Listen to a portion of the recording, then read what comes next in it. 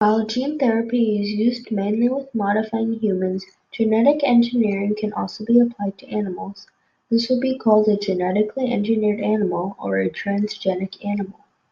You think you know the definition of a transgenic animal, but other than altered appearances, there is a deliberate modification being made to the organism's genome, usually to transfer beneficial or desired genes from one animal to another. Something to keep in mind: the changes being made to an animal may be desired by us, but it may not necessarily benefit the animal itself in life. This is a relatively modern procedure, as Herbert Boyer and Stanley Cohen discovered the process of making a genetically engineered animal in 1973. We are rapidly improving our technology and have been able to make some incredible progress on our genetically engineering journey. A scientist will identify the trait of interest that they desire. Then they will isolate the gene of interest. The gene is then multiplied to produce many of the same gene. Processes are done to the gene. This is then transferred into the recipient tissue or fertilized eggs. The eggs are then integrated into the recipient genome or animal receiving change. You're probably thinking, why should we torture animals and change them just to make them more appealing to us?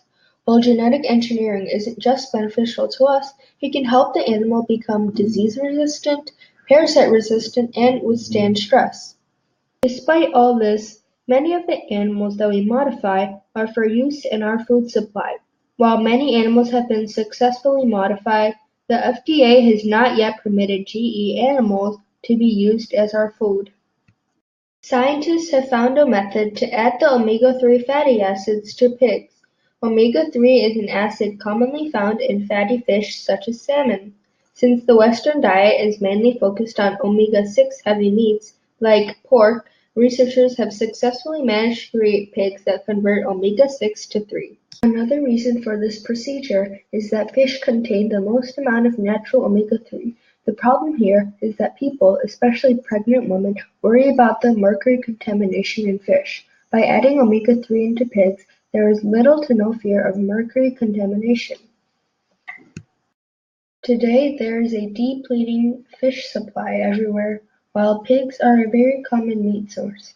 Scientists have successfully engineered new pigs with an 8% omega-3 content compared to the 1 or 2% before.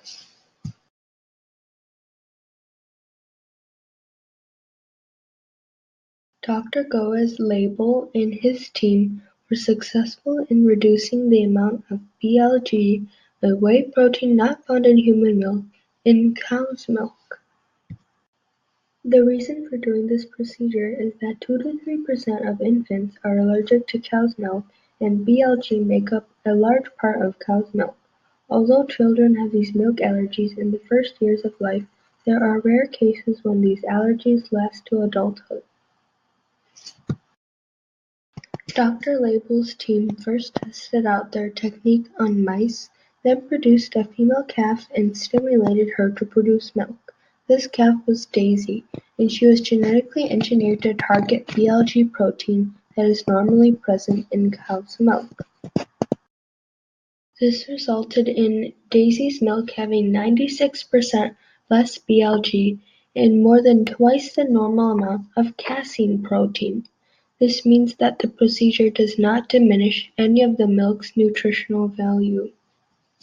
This genetically engineered cow helps eliminate the allergy symptoms of infants drinking cow's milk without taking away the natural benefits of milk. In fact, this process adds more nutrition and protein to the milk. The high casein content milk is suspected to produce an increase in calcium plus larger cheese yields.